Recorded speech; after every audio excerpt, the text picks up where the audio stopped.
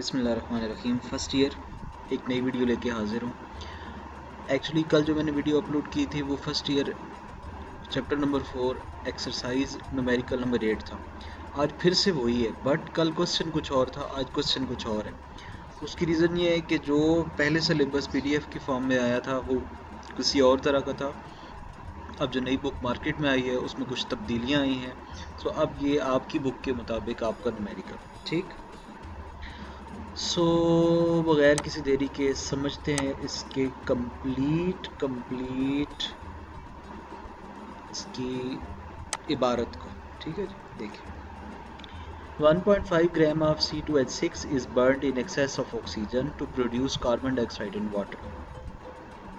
यानी 1.5 ग्राम आपने इथेन लिया और इसको ऑक्सीजन की ज़्यादा अमाउंट में जला दिया। एज अ रिज़ल्ट वो बनाएगा कार्बन डाइऑक्साइड, ये, एंड साथ में बनाएगा वाटर, ठीक।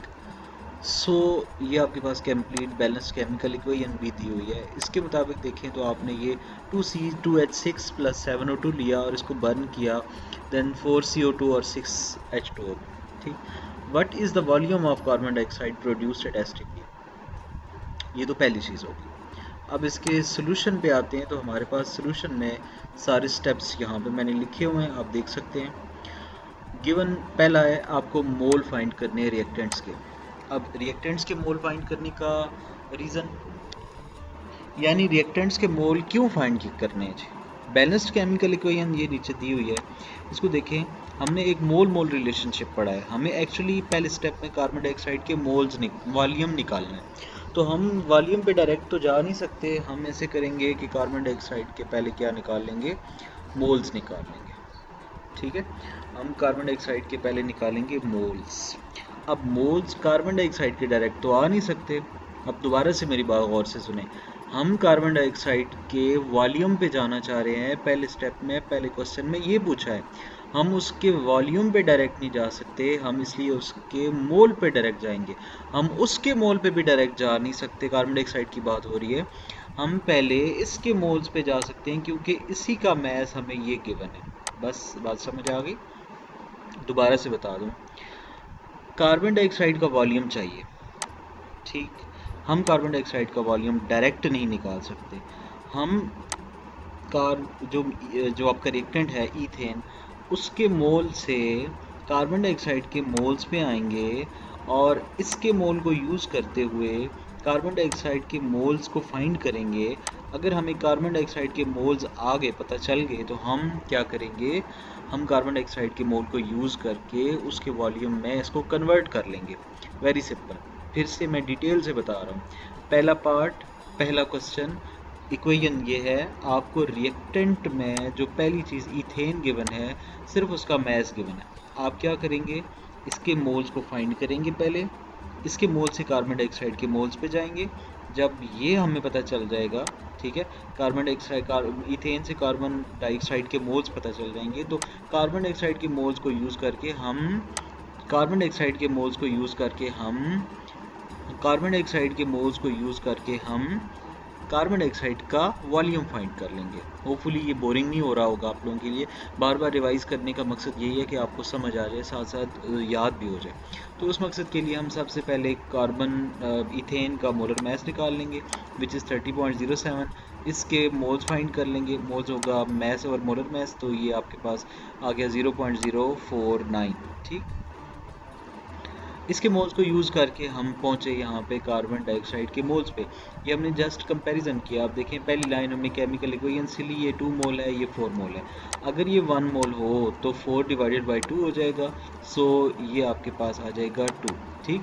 हमने इसके जो मोल निकाले हुए ना ऊपर 0.049, इसको हम इसके जो आपका 2 आया उसके साथ मल्टीप्लाई कर देंगे। मैं दोबारा से बता दूं, यहाँ पे जस्ट कंपैरिजन हुआ है। कंपैरिजन किस सेंस में हुआ है कि आपने क्या किया, 2 mole of C2H6 gives 4 moles of carbon dioxide, 1:2, ठीक है। 1:2 कैसे आई है, आपने इस 2 को 4 से कंपेयर किया। जब 1 के लिए निकाला तो 4/2 हो गया, 2 2 are 4, तो 4 जो है वो 2 में कन्वर्ट हो गया। हमने इसके मोल्स को मल्टीप्लाई किया तो ये मेरे पास आ गया 0.09।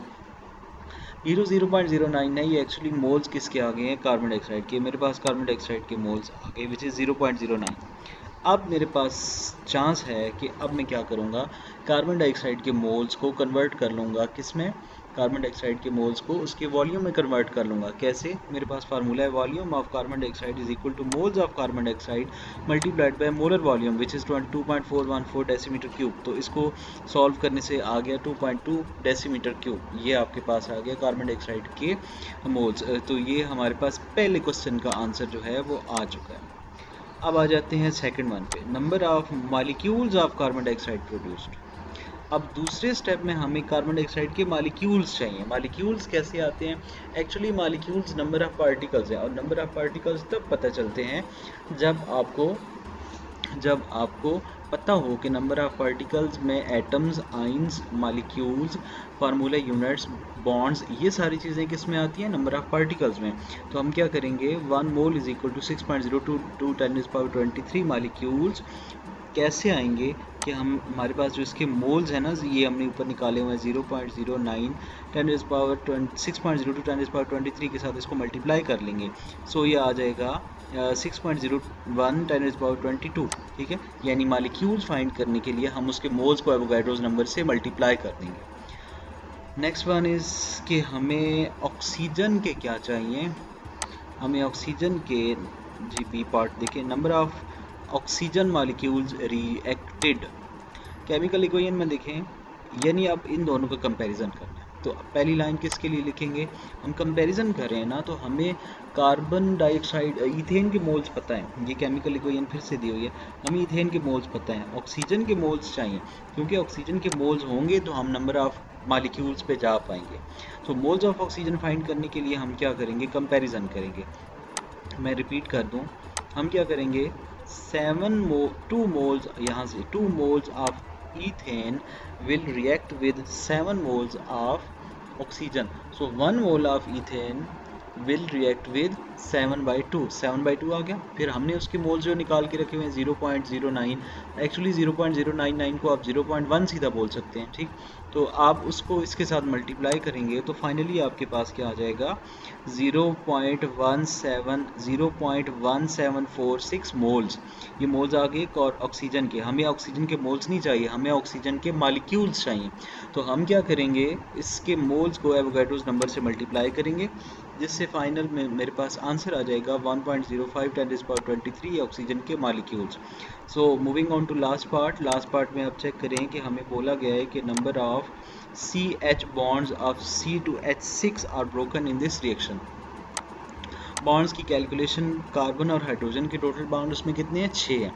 तो हमने क्या करना है, पहले उसके टोटल मोल्स को 6 से मल्टीप्लाई करना है, तो उससे उस एक चीज़ के मोल्स आ जाएंगे, यानी बॉन्ड्स के मोल्स आ जाएंगे 6 बॉन्ड्स के। हमें बॉन्ड्स की तादाद चाहिए तो हम उसको एवोगाड्रोस नंबर से मल्टीप्लाई करेंगे, तो एंड पे आ जाएगा 1.8 10⁻23, ठीक। सो ये आ गया आपके पास फाइनल समरी आंसर्स की। तो ये आप देख सकते हैं, वॉल्यूम आपका ये आएगा, कार्बन डाइऑक्साइड के मॉलिक्यूल्स इतने आएंगे, ऑक्सीजन के मॉलिक्यूल्स इतने आएंगे, कार्बन और हाइड्रोजन के जो बॉन्ड ब्रोकन हुए, टूटे बॉन्ड, वो इतने आएंगे, ठीक है।